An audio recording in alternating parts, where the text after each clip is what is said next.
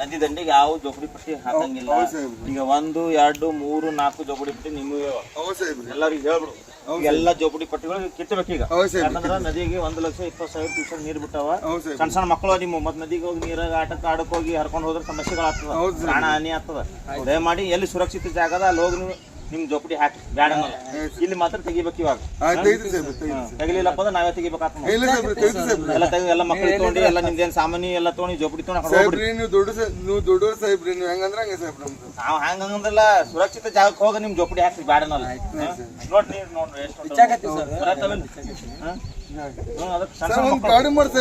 ಗಾಡಿ ಹೇಳ್ತೀನಿ ಟಾಟಾ ಹೇಸಿ ಹೇಳ್ತೀನಿ ಹಾಕೊಂಡು ಹೋಗ್ರಿ. ಬರ್ರಿ ಎಲ್ಲ ತೆಗಿರಮ್ಮ ಎಲ್ಲ. ಅಜ್ಜಿ ಎಲ್ಲ ತೆಗಿಬಿಡ್ರಿ ಜೋಪಡಿ ಪಟ್ಟಿ ಮಾಡ್ತೀನಿ ಅಂತ ಹೇಳಿ ಗಾಡಿ ಎಲ್ಲ ತೆಗಿಬಿಡ್ರ. ಆಯ್ತಾಯ್ತು ಬನ್ನಿ ಅಲ್ಪ ಗಾಡಿ ಮಾಡ್ತೀನಿ. ಸುರ್ಪುರ್ ಪೊಲೀಸ್ ಠಾಣೆ ವತಿಯಿಂದ ಪ್ರಕಟಣೆ. ಏನು ಈಗಾಗಲೇ ನಾರಾಯಣಪುರ ಜಲಾಶಯದಿಂದ 1,20,000 ಕ್ಯೂಸೆಕ್ ನೀರು ಕೃಷ್ಣಾ ನದಿಗೆ ಬಿಟ್ಟಿದ್ದು, ದಯಮಾಡಿ ಒಂದು ಕೃಷ್ಣಾ ನದಿ ಪಾತ್ರದ ಗ್ರಾಮಸ್ಥರಿಗೆ ತಿಳಿಯಪಡಿಸುವುದೇನೆಂದರೆ ನದಿಯಲ್ಲಿ ನೀರು ಹೆಚ್ಚೆಚ್ಚು ಬರುತ್ತಾ ಇರುವುದರಿಂದ ನದಿ ದಂಡೆಗೆ ಬರದಂತೆ ಎಚ್ಚರ ವಹಿಸಬೇಕು. ಏನು ಮೀನುಗಾರರು ನದಿಗೆ ಇಳಿಯದಂತೆ ಎಚ್ಚರ ವಹಿಸಬೇಕು.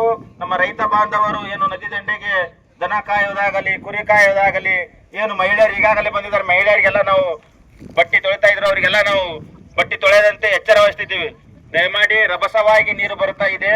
ಈ ಒಂದು ನದಿ ಪಾತ್ರದ ಏನು ಹಳ್ಳಿಗಳಾದಂತ ಲಿಂಗದಳ್ಳಿ ಆಗಿರ್ಬೋದು, ಬಂಡೊಳ್ಳಿ ಆಗಿರ್ಬೋದು, ದಾದಲಾಪುರ ಆಗಿರ್ಬೋದು, ತಿಂತಣಿ ಆಗಿರ್ಬೋದು, ಏನು ದೇವಾಪುರ ಆಗಿರ್ಬೋದು, ಮುಷ್ಟಳ್ಳಿ ಆಗಿರ್ಬೋದು, ಶೆಳ್ಳಿಗಿ ಆಗಿರ್ಬೋದು, ಅಡ್ಡೊಡ್ಡಿಗಿ, ಹೆಮ್ಮಡಿಗಿ, ಚೌಡೇಶ್ವರಿ ಹಾಳ್, ಕರ್ನಾಳ್, ಬೇವಿನಾಳ್, ಯಮನೂರ್ ಏನು ನಮ್ಮ ಠಾಣಾ ವ್ಯಾಪ್ತಿಯ ನದಿ ದಂಡೆಯ ಏನು ಗ್ರಾಮಸ್ಥರು ನದಿ ದಂಡೆಗೆ ಇಳಿದಂತೆ ಎಚ್ಚರ ವಹಿಸಬೇಕು.